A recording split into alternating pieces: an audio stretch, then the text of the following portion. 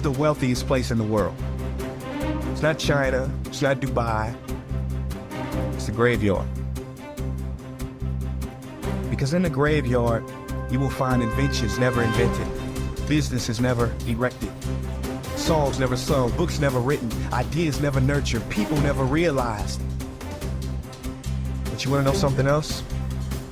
You're not in the graveyard, yet. We get one life, and every passing moment, we will never get back again. The problem is, you think you have time. Stop wasting your life.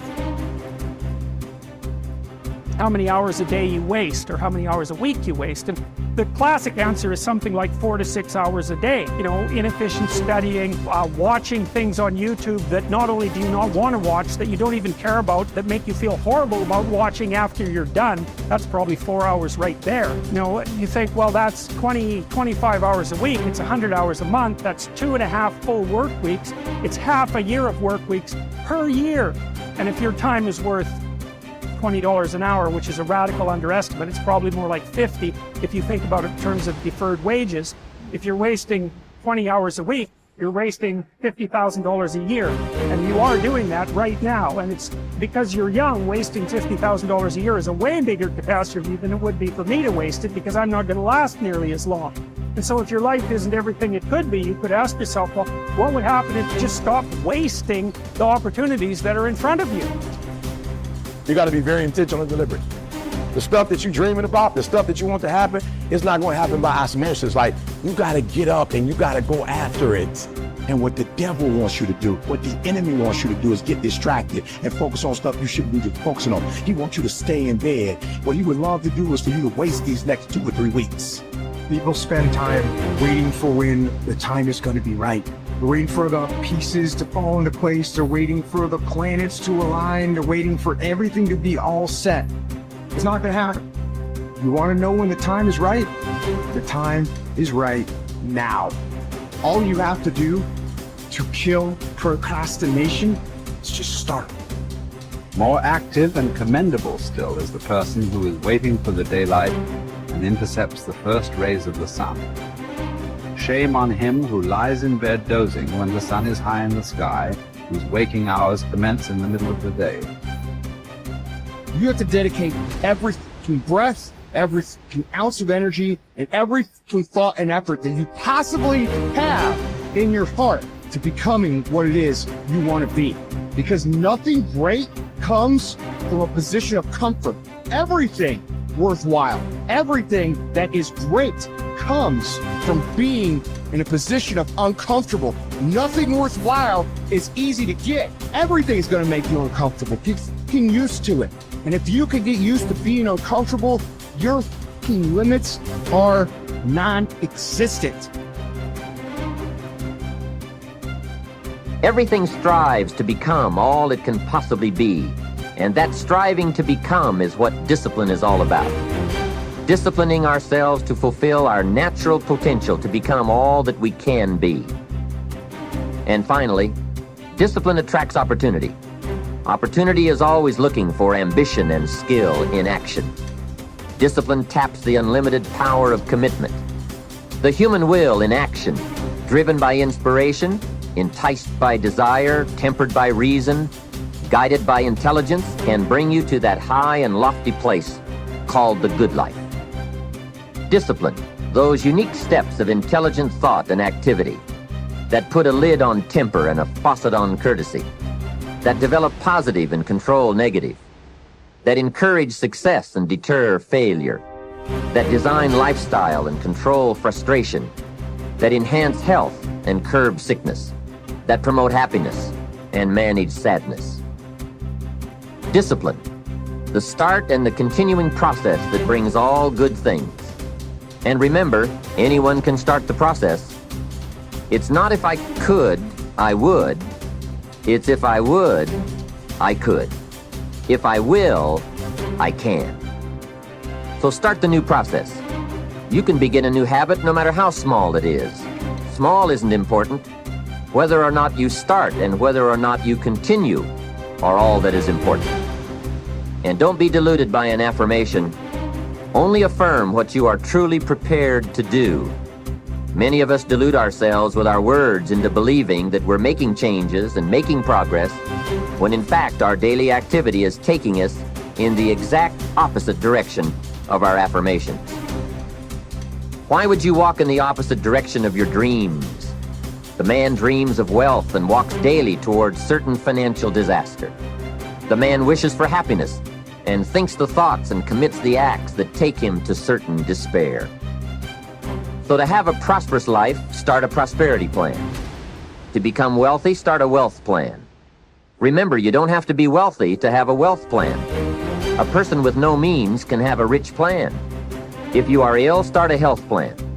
If you don't have energy, start an energy plan. If you don't feel good, start a feel-good plan. If you're not smart, start a smart plan. If you can't, start a can plan. If you haven't, start a have plan. Anyone can. Even a bad person can start hearing good messages and reading good books. Recognize that the start of the better life, the happy life, the wealthy life, is today. This is exciting. Both the process and the result can begin today. Start the new journey today. If you think of a new idea, today is the day to begin the discipline of putting that idea into action. Set this day up as a long, busy, exciting start for your new life. Get your first book for your new library today. Begin your new practice of setting goals today. Start clearing out a drawer of your new orderly desk today. Start eating an apple a day on your new health plan today. Put some money in your new investment for fortune account today. Start reading with intensity for your new wealth of mind plan today. Write a postponed letter today. Make a delayed telephone call today. Pick up your camera and take a picture of something to start your new treasury of photographs today. Get some momentum going on your new commitment to the better life. See how many activities you can pile on in this first day. Go all out. Break away from the negative downward pull of gravity. Start the thrusters going. Prove to yourself that waiting is over, hoping is past, and that faith and action have now taken charge. It's a new day, a new beginning for your new life. With discipline, you can't believe the list of positive moves you can make in the first day of your new beginning. What have you got to lose? Only the despair and fear and guilt of the past. Only the dissatisfaction and unhappiness and lack of fulfillment of the past. Only the frustration and low self-esteem of the past. Don't let yourself forget how many doctors have died, furrowing their brows over how many deathbeds, how many astrologers after pompous forecasts about others' ends, how many philosophers after endless disquisitions on death and immortality, how many warriors after inflicting thousands of casualties themselves, how many tyrants after abusing the power of life and death atrociously, as if they were themselves immortal. How many whole cities have met their end? Haile, Pompeii, Herculaneum, and countless others. And all the ones you know yourself, one after another. One who laid out another for burial and was buried himself, and then the man who buried him, all in the same short space of time. In short, know this: human lives are brief and trivial. Yesterday, a blob of semen. Tomorrow, embalming fluid, ash. To pass through this brief life as nature demands. To give it up without complaint. Like an olive that ripens and falls. Praising its mother, thanking the tree it grew on. If you do the task before you, always adhering to strict reason with zeal and energy, and yet with humanity, disregarding all lesser ends and keeping the divinity within you pure and upright, as though you were even now faced with its recall. If you hold steadily to this, staying for nothing and shrinking from nothing, only seeking in each passing action a conformity with nature, and in each word and utterance a fearless truthfulness, then the good life shall be yours. And from this course, no man has the power to hold you back. Soon you'll be ashes or bones, a mere name at most. And even that is just a sound, an echo. The things we want in life are empty, stale and trivial. Dogs snarling at each other, quarreling children, laughing and then bursting into tears a moment later. Trust, shame, justice, truth, gone from the earth and only found in heaven. Why are you still here? Sensory objects are shifting and unstable. Our senses dim and easily deceived. The soul itself a decoction of the blood. Fame in a world like this is worthless. And so, wait for it patiently, annihilation or metamorphosis. And until that time comes, what? Honor and revere the gods. Treat human beings as they deserve. Be tolerant with others and strict with yourself. Remember, nothing belongs to you but your flesh and blood, and nothing else is under your control.